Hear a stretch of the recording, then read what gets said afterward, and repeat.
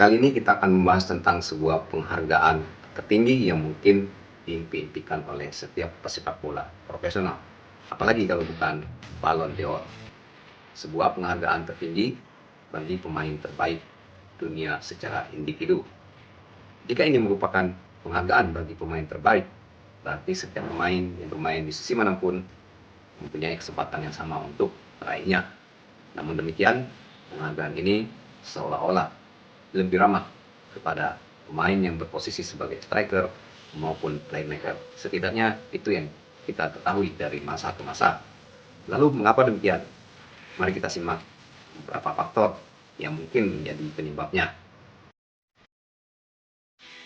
Banyak penggemar sepak bola berpendapat bahwa Ballon d'Or lebih ramah pada striker dan playmaker dibandingkan dengan pemain bertahan atau kiper. Padahal dalam sebuah tim, semua posisi memiliki peran yang sama pentingnya. Salah satu penyebabnya adalah karena gol lebih mudah dilihat dan diingat daripada aksi bertahan.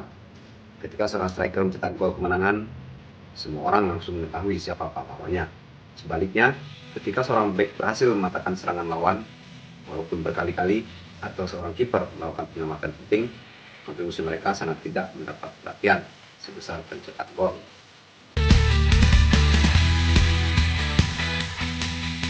Contohnya adalah Charles Puyol. Selama bertahun-tahun ia menjadi pemimpin pertahanan Barcelona dan Spanyol. Keberhasilannya menjaga lini belakang menjadi salah satu fondasi kesuksesan tim.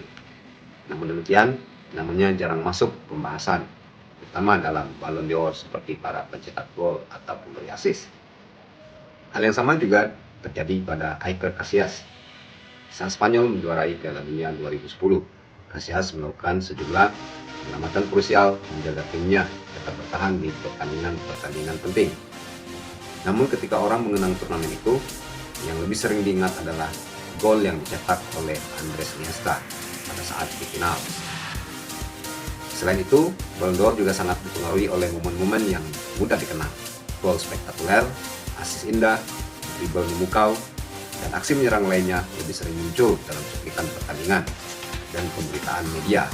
Karena itu, pemain seperti playmaker atau penyerang lebih mudah membangun citra sebagai pemain terbaik dunia.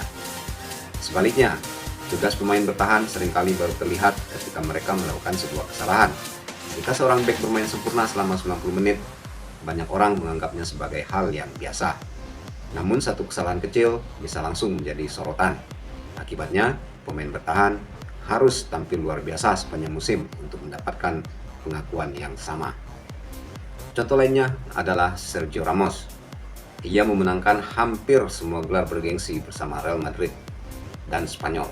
Ia juga memiliki jiwa pemimpin yang kuat serta sering tampil menentukan di pertandingan besar. Namun, meskipun prestasinya sangat luar biasa, ia tidak pernah meraih Ballon d'Or. Begitu pula dengan Oliver Kahn. Pada Piala Dunia 2002, ia tampil fenomenal dan membawa Jerman hingga ke final. Bahkan ia terpilih sebagai pemain terbaik turnamen, sesuatu yang sangat langka bagi seorang kiper. Namun pencapaian tersebut tetap tidak cukup untuk menempatkannya dalam posisi yang sama dengan para penyerang yang menjadi pusat perhatian publik.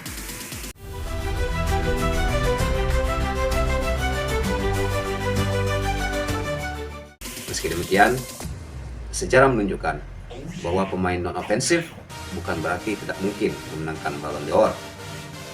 Jumlahnya memang sangat sedikit. Satu-satunya kiper yang pernah memenangkan Ballon d'Or adalah Lev Yashin dari Uni Soviet pada tahun 1963. Hingga saat ini, belum ada lagi kiper lain yang mampu mengulangi pencapaian tersebut. Lalu untuk posisi bertahan, beberapa nama yang berhasil meraihnya adalah Franz Beckenbauer dari Jerman Barat pada tahun 1972 dan 1976. Ia dikenal sebagai pelopor peran libero modern dan dianggap sebagai salah satu bek terbesar sepanjang sejarah.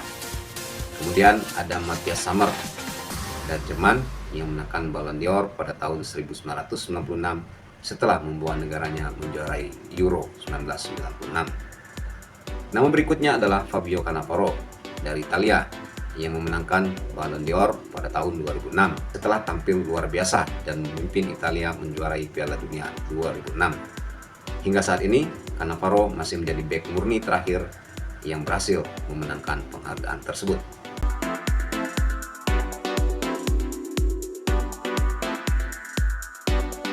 Menariknya, sejak kemenangan Cannavaro pada 2006, Ballon d'Or kembali didominasi oleh pemain menyerang.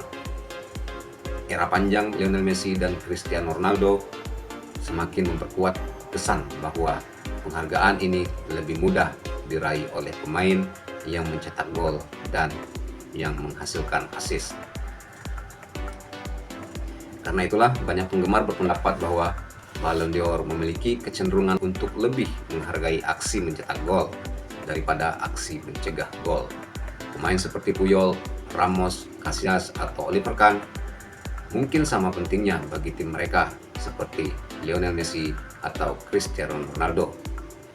Namun karena kontribusi mereka tidak selalu terlihat dalam statistik gol dan assist, peluang mereka untuk meraih Ballon d'Or menjadi jauh lebih kecil. Dengan kata lain, Ballon d'Or menunjukkan bahwa pemain bertahan dan kiper memang bisa menang, tetapi mereka harus tampil luar biasa, memenangkan trofi besar, dan seringkali menghasilkan musim yang hampir sempurna. Sementara bagi striker atau playmaker, jalan menuju Ballon d'Or biasanya sedikit lebih terbuka, karena kontribusi mereka lebih mudah dilihat, dihitung, dan diingat oleh dunia sepak bola melalui gol-gol dan assist-assistnya.